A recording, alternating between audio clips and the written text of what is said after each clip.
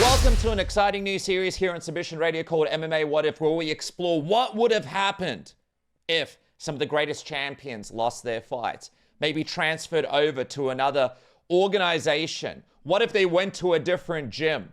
What if they had different kind of matchups? How would it impact the timeline of MMA history, the greatest of the great? And the first episode here I have for you guys is What If Fedor Emelianenko, the greatest heavyweight to do it in many people's eyes, in my own eyes, and in many people's eyes.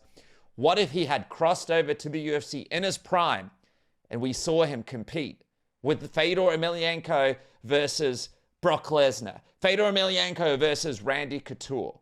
What about Fedor versus the current crop of UFC heavyweights, Tom Aspinall, Francis Ngannou, John Jones, for example? What would have happened?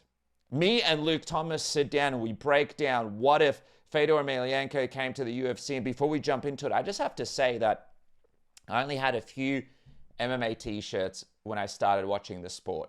And Fedor Emelianenko, the last emperor, he had a special place in my heart. As a matter of fact, when I tore this bicep off my bone over here in a boxing accident, there was only one t-shirt that I wanted to wear to surgery, as they needed to reattach everything in my arm to get it working again. And that was my Fedor Emelianenko t-shirt. He was someone that many of us believed in. Before I did this show, before I did anything, I always sat there watching his fights on the edge of my seat, seeing if he can get it done again and again. And for those that don't realize or are new to the sport, Fedor actually went undefeated in his first 28 fights from 2001 to 2010. And in this period, he dominated the heavyweight division. He won the Pride Championship. And of course, he was the guy that we all wanted to see fight the best of the best. The mystique that came with him was unbelievable. The type of vibe that he brought with him was Mike Tyson-esque. And now we sit down to discuss what would have happened if he would have stepped into the UFC in his prime. Enjoy, guys. I'm going to quickly try out a new segment. It's called MMA What If. So basically, for people that watch Disney, Marvel did a great show where they did What If, where one of the superheroes did something else in their timeline. And how would that impact them? So I want to try out a couple of scenarios here with you, Luke, for the first ever Submission Radio MMA What If. And the first scenario I want to talk about is, you mentioned it before, Fedor Emelianenko. We never saw him have his run in the UFC. We saw Dana White talk about Russian mafias and the fact that M1 Global wanted a big part of the company for him to come over. I want to break down the scenario with you, Luke, and I want you to tell me what you think would have happened. What do you think would have happened if we would have seen Fedor cross over into the UFC? And I want to do it before the M1 Global. I want to go in Pride times Fedor Emelianenko. What if we had him in his prime rather than Nogueira and Crow Cop and Bob Sapp? What if he was doing it all in the octagon? What do you think that would have looked like for the MMA timeline and continuum?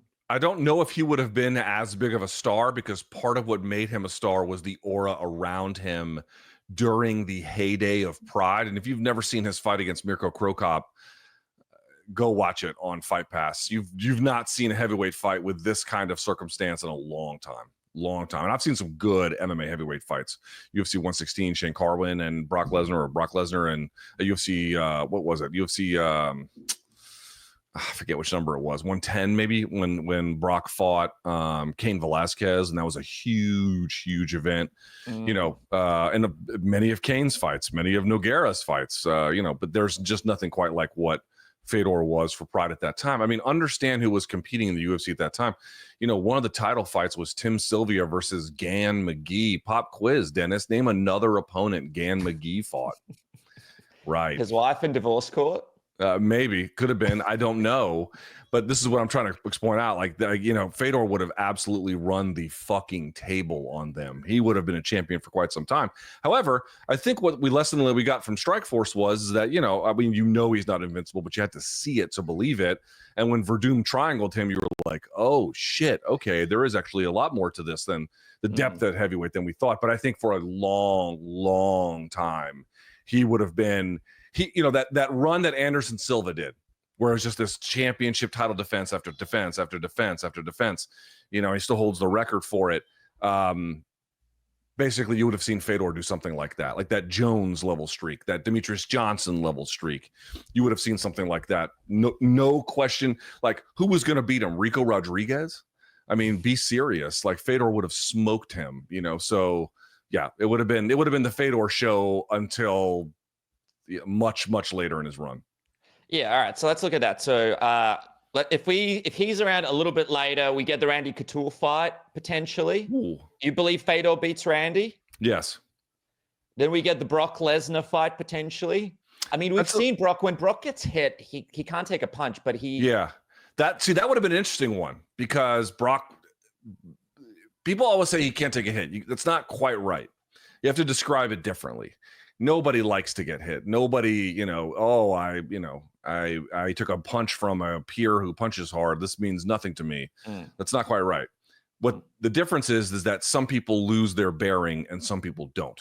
Some people are able to maintain composure under fire and some are not. He was not. He lost composure under fire. So that would have been one. And also remember, Fedor had ridiculous hips underneath for arm bars and things like that. He was dynamic as a submission threat. So that would have been part of it. But at the same time, he could have been taken down. He cut easily. You would have had elbows in UFC. Like, that could have changed the equation too. That's why it's one of those fights that really got away. I would have loved to have seen what would have happened in something like that. Yeah, it's fascinating. And Brock Lesnar took a lot of head damage. Obviously you wouldn't have watched it. WrestleMania 19, he almost killed himself doing this jump off the thing and landed on his neck. People thought he was dead. I think he had like 20, 30 concussions, something crazy before he even came into the UFC. You could tell, right? Like, when he got hit, he couldn't really. Yeah, he was. Well, I mean, Nogueira probably had 8 million concussions, and you just never knew. And he got hit like by a bus when he was young as well. So there, you just never know it. He had. If you've never seen another one, I'll give the fans here. I mean, I'm sure you've heard of it, but if you really never I'll ask you, Dennis, have you ever taken the time to watch Nogueira versus Bob Sapp? Yeah. Yeah. I used to love watching all of those fights. All right. So Bob Sapp was actually like a menacing force for people that don't realize. He was nearly 400 pounds and he had abs. You've never seen a run at you. It's just insane. It's insane to be that big. Anyway, the bout opens and he pile drives Nogueira head first into the canvas, and Nogueira had a neck injury and fought the rest of the bout with a neck injury and still fucking beat this guy. Nogueira was one of one when it came to chin.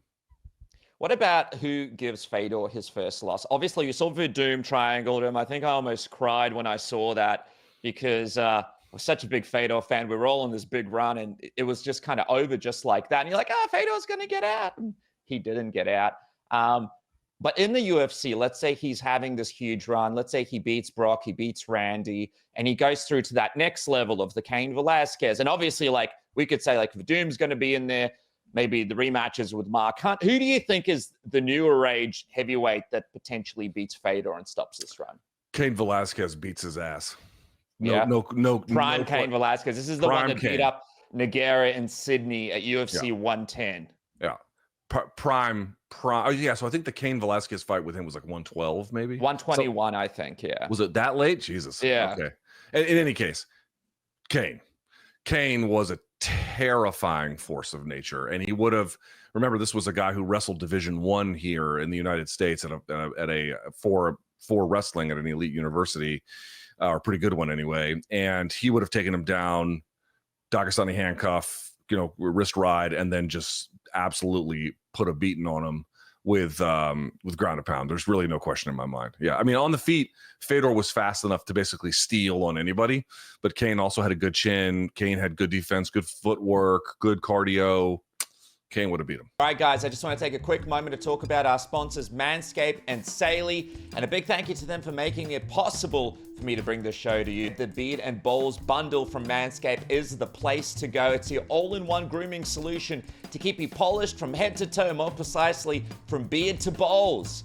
It's got all-in-one grooming. The Beard Hedger is your go-to for precise beard trimming, and the Lawnmower 5.0 Ultra takes care of everything below the waist, because confidence starts with the right tools. You got customizable trimming, a dual blade system on the Lawnmower 5.0, which features interchangeable foil and trimmer blades, ensuring a smooth and comfortable experience, even in the sensitive areas. And what about this? The long-lasting power. Enjoy up to 60 minutes of runtime with a Beard Hedger and 75 minutes with the Lawnmower 5.0 Ultra. And by the way, it is risk-free. That's right, guys. Manscaped is now risk-free.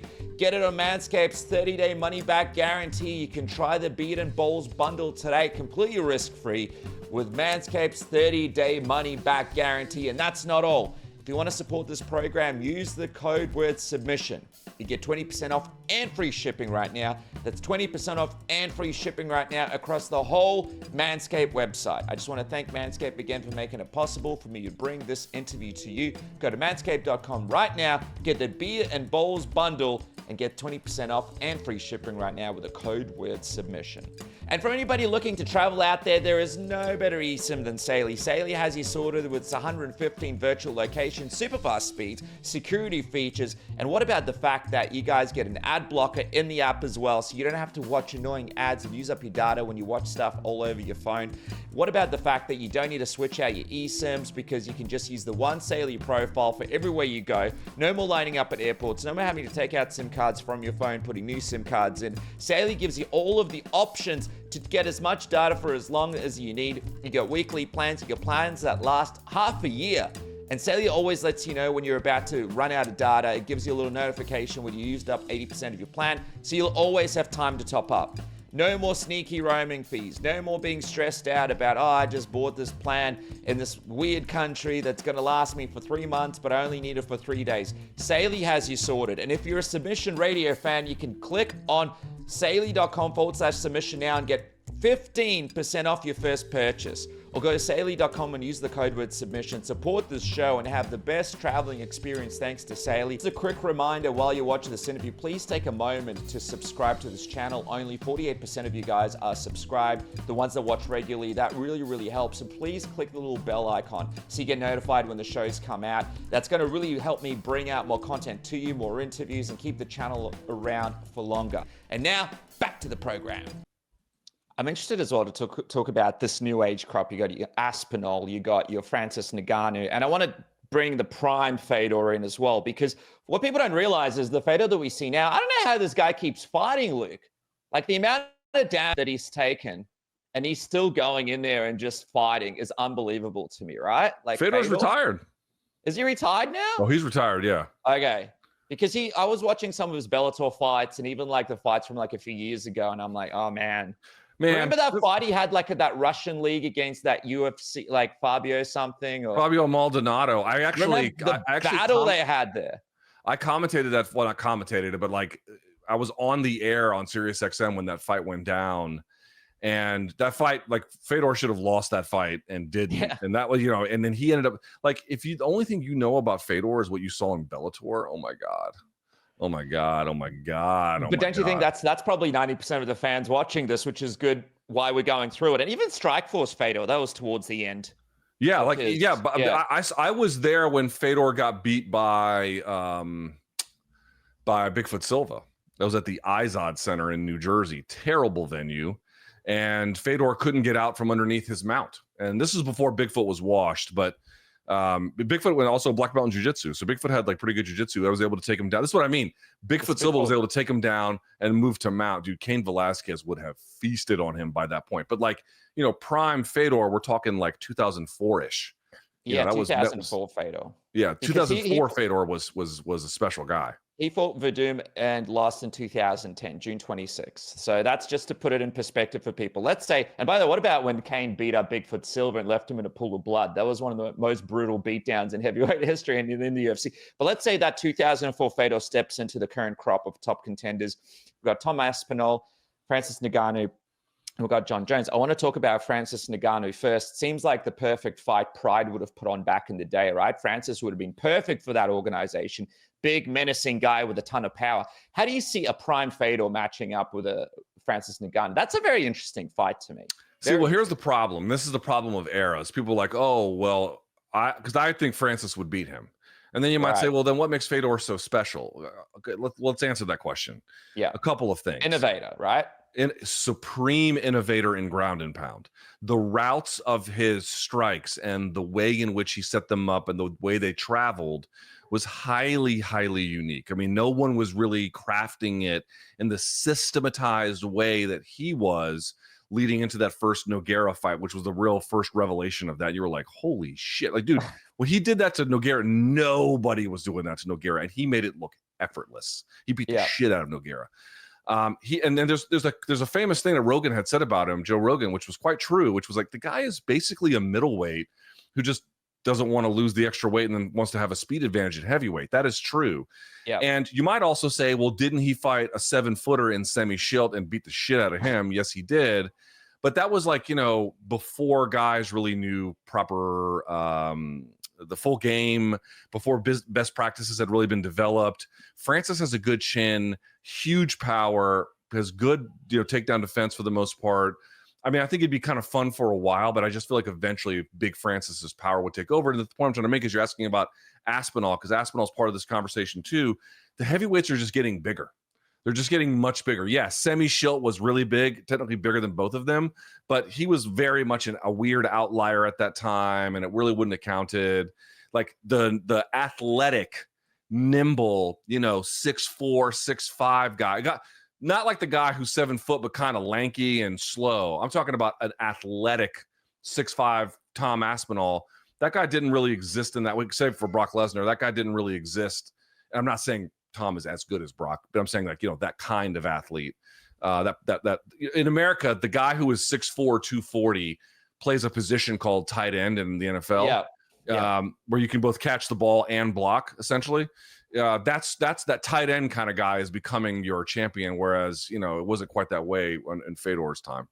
The one I want to talk about is, because it's interesting that you mentioned that, because a lot of my matchups are like, Fedor, Anderson, Silva, or like, the lighter guys would have been great matchups for him to check out. Like even like Izzy when he was on that crazy run in the middleweight division, if those guys would have met at light heavyweight, because you're right, like the heavyweight's absolutely huge. Last thing I want to leave it on is Prime Fedor versus John Jones. Obviously, John Jones has the wrestling and the striking all day. John Jones has a great chin. He has good defense, and he has lights out wrestling. Fedor did not have great takedown defense. And again, people are like, oh, how can you be so great if you didn't have great takedown defense? At that time, you didn't really need it that much. I mean, you needed takedown ability and you needed takedown defense, but not to the same degree where it's like a complete prerequisite now. At the time in 2004, again, we're talking 20 years later, that was not as prominent. But I think a prime John Jones is a tough SOB to beat. Okay. As we wrap up, Luke, this what if, Fedor not being in the UFC now in hindsight, better or worse? We've just spoken through all the scenarios. I mean, we probably didn't cover a couple of fights that he would have had where he would have dominated a few of the guys that weren't really the greatest. We saw him destroy Arlovsky and Tim Sylvia, so we know that he would have destroyed those guys. I'll say this. Obviously, Fedor not fighting in the UFC makes him the best fighter to never fight in UFC. Far and away, it's him. I couldn't even imagine who a close second would be. For a while, Patricio Pitbull was kind of on that list. Not on the same level as Fedor, but somebody who would never fought in the UFC who was very good for a time. But you got a very post-prime version of him, against Yair Rodriguez. But the point I'm trying to make is, I think we would have gotten a lot of interesting fights that we didn't get, and we missed out on that. What I will say is, though, and now thinking about it, is like what a coup it was for Strikeforce to get him. How fortuitous for them that they were able to have the heavyweight Grand Prix where they had Overeem and Fedor and Bigfoot and Doom and Barnett. I mean, dude, it was fucking crazy. So good. I mean, could you imagine if PFL had something like, serious question, could you imagine if PFL could offer something like that today? It just blows your fucking mind that it would be, so to me, the way in which it enabled other parties in the space to have some life in that time and then offer a different product, I'm sort of letting my own, you're asking me the question, so I'm going to let my own biases take over here. Please. I'm not saying it like I wouldn't have rather had Fedor in UFC. I think most people would have had, me too. I mean, just to get Fedor Brock alone would have been magic, truly magic. But I will say, now we're living in this world where, again, to quote the manager, Ali Abdelaziz, this kind of recession. Can you imagine if all of a sudden PFL got, I'm going to say, 8 of the top 15 heavyweights? Like how fucking awesome that would be. And they put a tournament, all of them together. Heavyweights kind of whack. So, okay, hold on. Let's try that again. Welterweights. 8 of the best welterweights. You'd be like, oh shit. this is awesome, you know? Yeah. So I'm grateful for that. I'm grateful that we got to see that play out. And I'm grateful that he competed in the United States, because even that wasn't necessarily a given, as an American guy. So. All right, guys, and that's it. What did you think of the first episode of MMA What If? Let me know in the comment section below. And who do you want to see? Who do you want to see in episode 2? Who do we want to talk about in episode 2? There are so many what ifs in the sport of MMA. Drop it in the comment section below. And thanks so much for watching the first episode of Submission Radio's MMA What If.